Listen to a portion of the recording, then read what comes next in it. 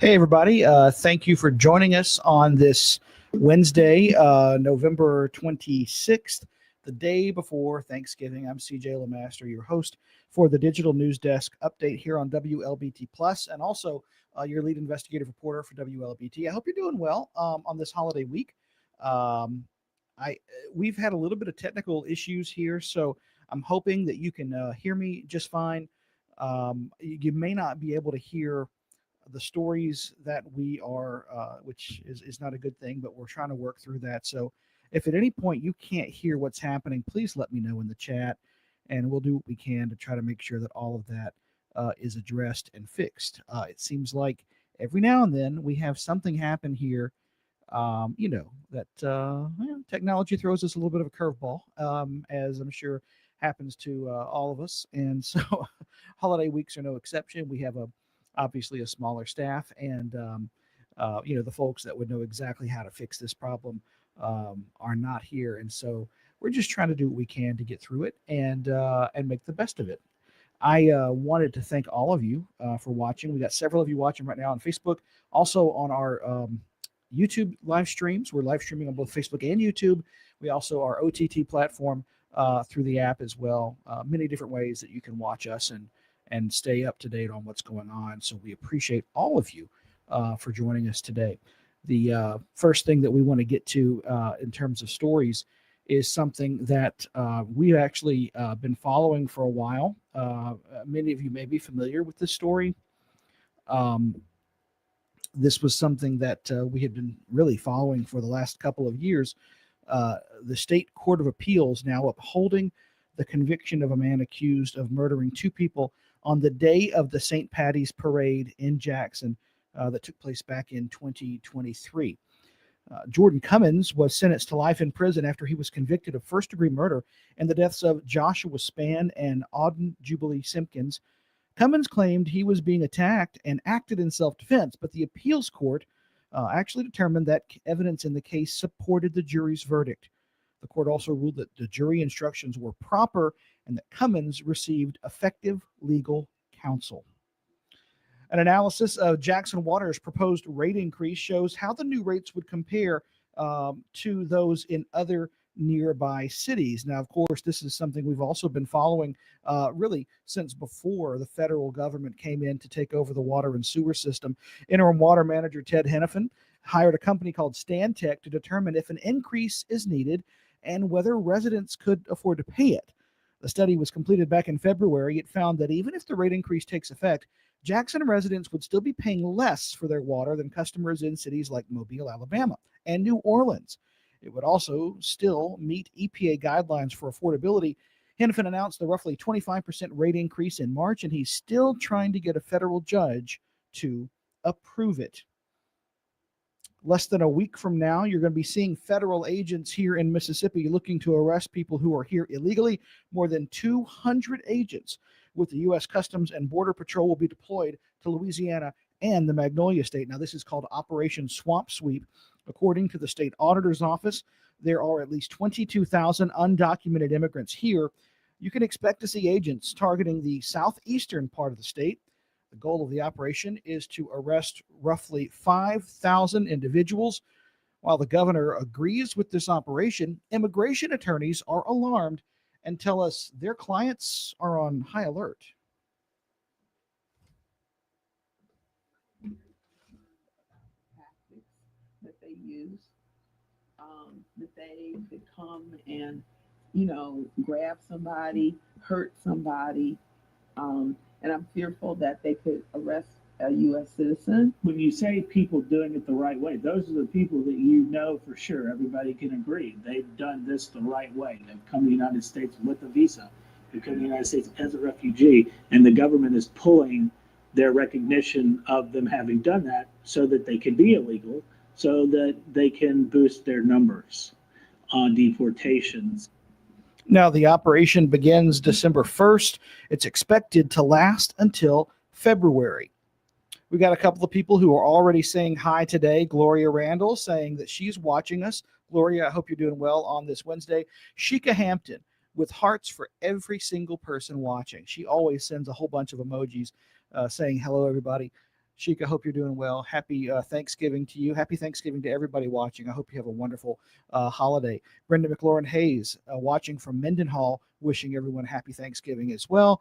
And Antoinette Burrell, happy blessed Thanksgiving Eve, everyone. Well, I hope you're doing well too. I hope everybody out there is ready. And you know what? Every time this time of year comes around, I keep thinking to myself, I need to get on a diet, but it's the worst time, isn't it? Because we're going to be eating all kinds of stuff tomorrow, and we're going to be, you get the Christmas holidays and all the desserts and everything. It's just going to have to wait until the beginning of the year. I think I'm going to start the diet till 2026. Um, Antoinette saying that she's watching us from Delo. Okay, all right. I know about the water park out there, but I haven't been through Delo in a while. I hope that you're doing well, Antoinette, and Gloria saying happy Thanksgiving to each of y'all, and we appreciate you as well. Want to also tell you about something else that's, this is something that's been in the works for years. We finally is completed, and so it's kind of a big deal here, and that is for some of you who live here in the metro, you're going to have a little bit quicker way to get to work. After decades of preparation, design, and construction, the West Rankin Parkway is now open. The new state highway connects the cities of Pearl and Flowood. Mayors, leaders, and representatives gathered to celebrate the long awaited development and partnerships with a ribbon cutting ceremony there. They say after so many hurdles, it feels good to see the road finally open. It's great. It's an answer to prayers. It's a miracle road. I've never seen a roadway project that ran into so many snarls and just hard issues that came up, whether it be environmental or whatever.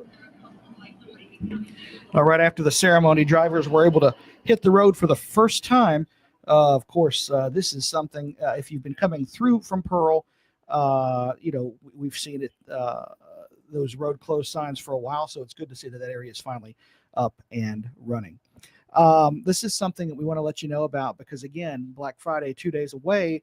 You've probably seen some early deals already, but you want to make sure you watch out because criminals are trying to take advantage of that search for a bargain. Now, your inbox and your social media fields are likely filled with offers. The Better Business Bureau says taking the time to double check the source can save you a major headache.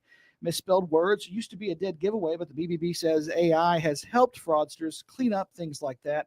You can still look for other red flags like no return policy, not accepting credit cards for payment, and no physical address for the business. These sites look really good. They have pictures of the items on there. The prices are just really too good to be true, especially on the hard to get items. So we're asking people to be very careful. That's John O'Hara with the Better Business Bureau serving Mississippi. He says you also want to make sure you watch out for fake messages saying there's a problem with your delivery and don't click on links that you weren't expecting. The BBB also recommends having antivirus protection on your devices. Got a couple other people watching us on this Wednesday.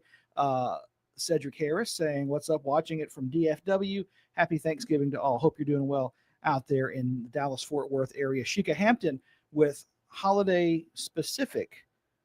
Well, I mean, maybe they are, but it's a different variety. See, now you're just getting it. You're just having fun with it.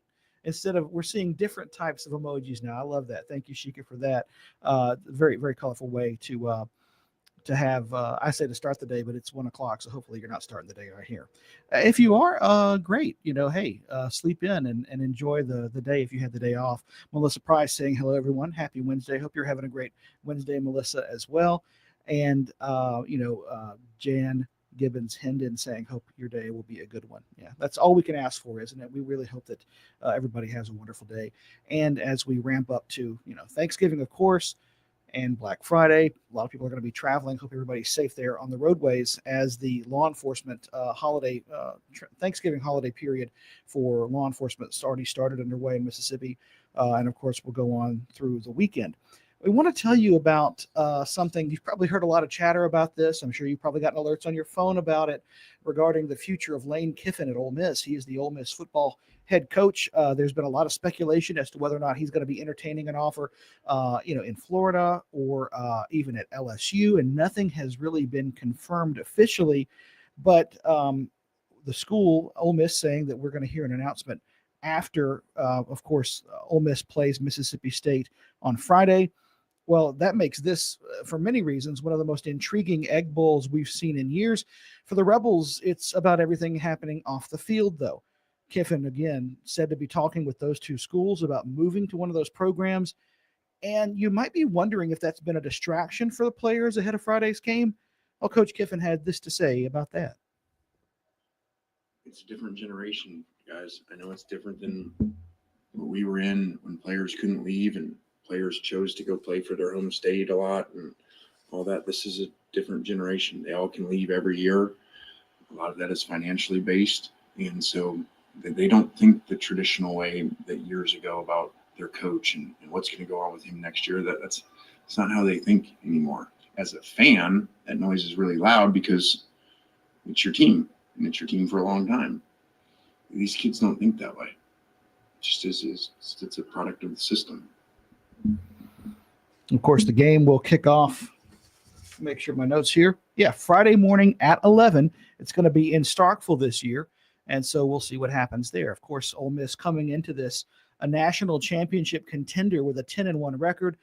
State, though, with a worse record than we've seen, than we would care to see. I'm a State fan, so you always want to have a winning season and a shot at a bowl bid, but this could be the monkey in the wrench here.